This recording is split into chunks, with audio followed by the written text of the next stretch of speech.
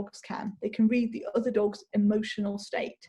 So they can say, well, he seems nice and relaxed, so now I can relax.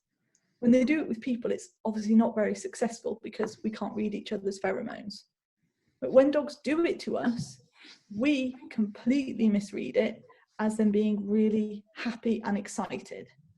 Yeah, because or disobedient.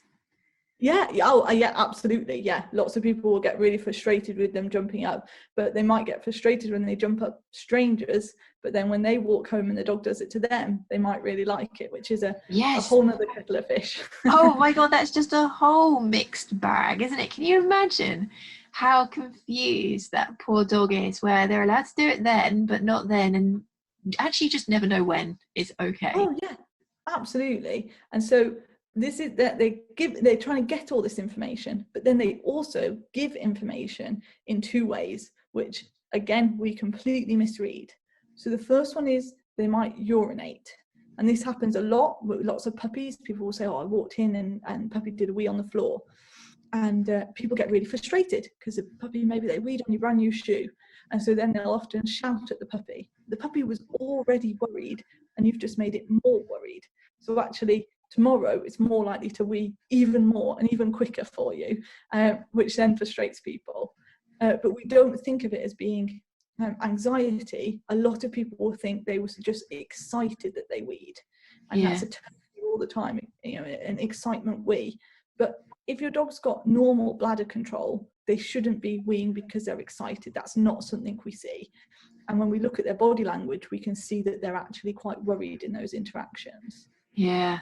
I see this, I do see it a lot as a first opinion vet, in that you'll have the dog that kind of comes into the room and they're almost over voluntary. The owner quite often interprets it as the dog loves coming to the vets, and they come into the room and they're all over the vet, and you can't help but feel that you're liked, you're loved, they're happy to see you.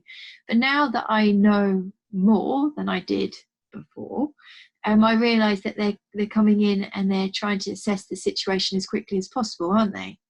Absolutely. Because people say, oh, you know what? My dog loves the vets. They drag me in from the other side of the street. They're desperate to get in there.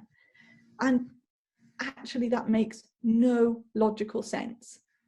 I think vets are lovely people. I'm going to say that because I'm one. But we do things to help dogs. Absolutely. And it's vital, the work that we do. But it's not very nice for dogs.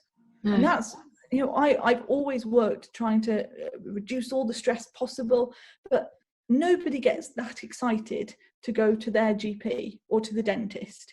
No.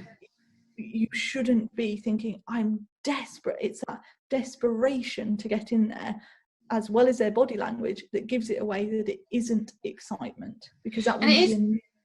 And it is quite funny because when you say it like that, in the horror movies they say never go in the basement, never in the basement, like the room that has no exit point bar the stairs. And that's the same for most consult rooms, isn't it? The dog runs into a